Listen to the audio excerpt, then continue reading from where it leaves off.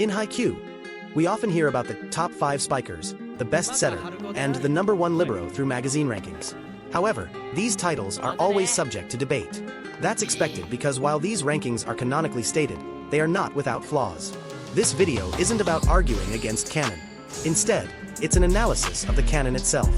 Furudate-sensei ensures that his story remains as rational as possible, and that's what we'll explore. Take, for example, Haikyuu, a player who only started volleyball in high school. His team never reached nationals, yet he became a member of Japan's national team. This means he must have developed into one of the best players over time. This suggests that skill progression between the pre-time skip and post-time skip periods plays a role in evaluating a player's true potential. This same reasoning applies to why Atsumu's title as the best high school setter is debatable. The timeline plays a crucial role. Here are the reasonings. 1. The role of nationals in recognition. If you look at those who received official titles, they all played in the nationals.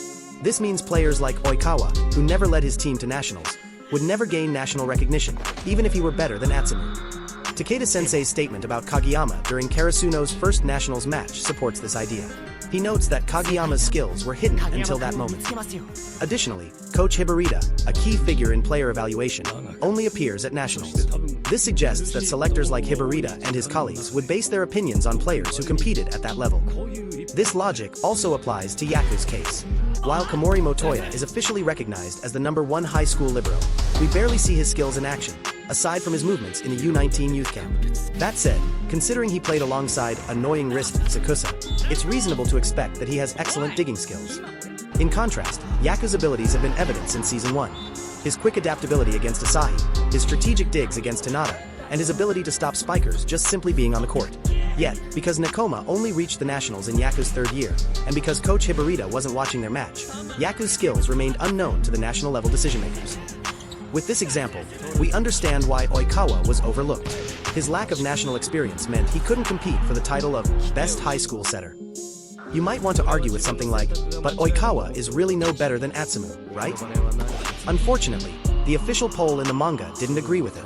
This means there are factors that make Oikawa better than Atsumu that we missed. I'll uncover it in a special series about setter comparison.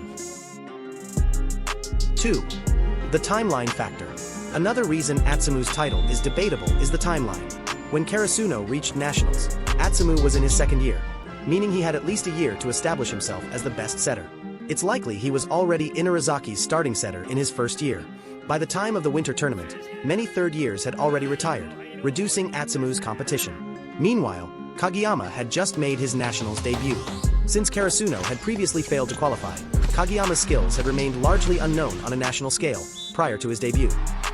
As a result, Atsumu earned the title. If we truly wanted to determine the best high school setter, the evaluation should have been extended until the end of the pre-time skip. However, Furudate-sensei never provides an explicit post-national ranking, likely out of respect for his characters. Instead, we are given an image of Kageyama being chosen to join JNT in 2016, which should have been enough explanation. But if you're not convinced, there is a special series about setter analysis coming soon. 3. The influence of the team. Atsumu's title is also influenced by his team. Different teams provide different synergy and impact a setter's reputation. For example, Kenma is not the best setter in a traditional sense, but he is a strategic genius. When Take Tora compared him to Kageyama, he strongly opposed the praise. Ukai's monologue explains why. Kenma played with a team that had strong receivers, so he didn't need to handle poor passes as often. In contrast, Karasuno struggled with receiving, aside from Daichi and Nishinoya, forcing Kageyama to work harder to connect imperfect passes. Kageyama's ability to handle bad receives is superior. Atsumu, too, benefited from playing for Inarizaki, a team filled with individually strong players. He had Osamu, his twin with near-telepathic coordination, making their attacks more unpredictable. He also had Eren, a top-tier spiker, and strong blockers and liberos. Because of this, any highlight-worthy plays by his teammates also reflected well on Atsumu as a setter. However, this also reveals his weakness. Unlike Oikawa and Kageyama, Atsumu didn't have to elevate a weaker team. Oikawa and Kageyama proved they could make weaker teams stronger, making their abilities more versatile. This is why their skills can challenge Atsumu's title. I think we should stop here. Otherwise, it will become a comparison between setters, which I already prepared in another videos to come. Some might ask, why make Atsumu's title canon if it's debatable? Isn't canon supposed to be absolute? That's a fair question. However, as mentioned before, Furudate-sensei is a rational writer. He once stated that he tends to overthink, something reflected in characters like Kageyama and Akashi, who are highly analytical. But not all canon is debatable. Some facts are set in stone. For example, it is canonically confirmed that Oikawa has an athletic build, as stated by Iwaizumi in Season 1. This is supported by Oikawa's high power stats and his serve being on par with Ashikawa's. Additionally, we never see workout equipment in his room, implying that he can naturally maintain his physique with lesser effort than those who don't have an athletic build like Kageyama, whose athleticism is also acknowledged by Sugawara but is clearly a result of rigorous training.